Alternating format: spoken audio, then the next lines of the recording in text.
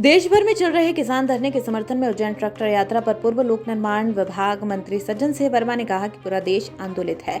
इस समय बेरहम सरकार नरेंद्र मोदी के नेतृत्व में बैठी है। सारे कानून अडानी और अंबानी के इशारों पर बने हैं। ये देश का दुर्भाग्य है। किसान देश का अन्नदाता है, देश की रीढ़ की हड्डी है।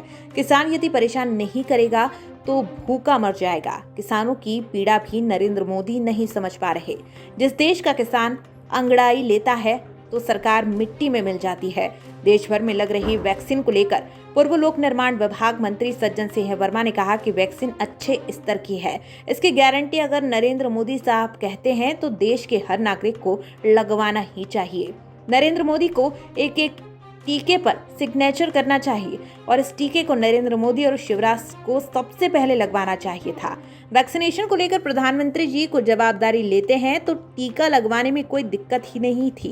दिल्ली कूच करेंगे। देखिए, पूरा देश आंदोलित है। इस समय बेरहम सरकार इस समय दिल्ली में नरेंद्र मोदी के नेतृत्व में बैठी है, जो अडानी और अंबानी के इशारे पे चल रही है। सारे कानून जो बन रहे हैं अडानी और अंबानी के इशारे पे बन रहे हैं। देश का दुर्भाग्य है। किसान इस देश का अन्नदाता है, रीढ़ की हड्डी है।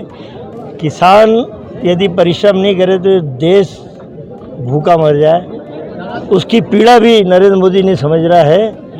किसानों की आह कभी खाली नहीं जाती है और जिस देश का किसान अंगड़ाई लेता है वो सरकारें मिट्टी में मिल जाती है। देखिए, हम तो कुछ बोलना नहीं चाहते। वैक्सीन अच्छे स्तर की है। यदि गारंटी देते हैं नरेंद्र मोदी साहब तो देश के हर नागरिक को लगवाना चाहिए। नरेंद्र मोदी को सिग्नेचर करना चाहिए उस पर, एक एक वैक्सीन के वाल पे, और तब और नरेंद्र मोदी शिवराज को पहले लगवाना चाहिए।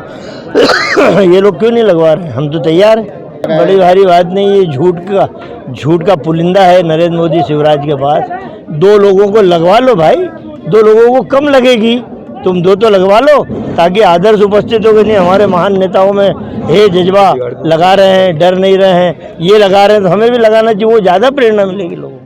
ट्रैक्टर यात्रा में आए पूर्व कृषि मंत्री सचिन यादव ने कहा कि नाम पर तो सिर्फ किसानों का है। मोदी जी पिछले दरवाजे से अपने 2 उद्योगपति दोस्तों को जेब भराने का काम करवाने वाले हैं। उनका जो ऋण है उसको उतारने का काम कर रहे हैं। जो ऋण 2014 के चुनाव में मोदी जी ने जो चंदे के रूप में लिया था वो अडानी और अंबानी ने दिया था। वही यादव ने कहा कि मोदी जी और भारतीय जनता पार्टी किसी गलत फहमी में ना रहे। किसान हल चलाना जानता है और दराता उठाना भी जानता है। अपने हक की लड़ाई देश के किसान लड़ना जानता है। गाँव की चौपाल चौपाल जाकर कृषि कानून की जानकारी और जागरूक करने का काम करना होगा।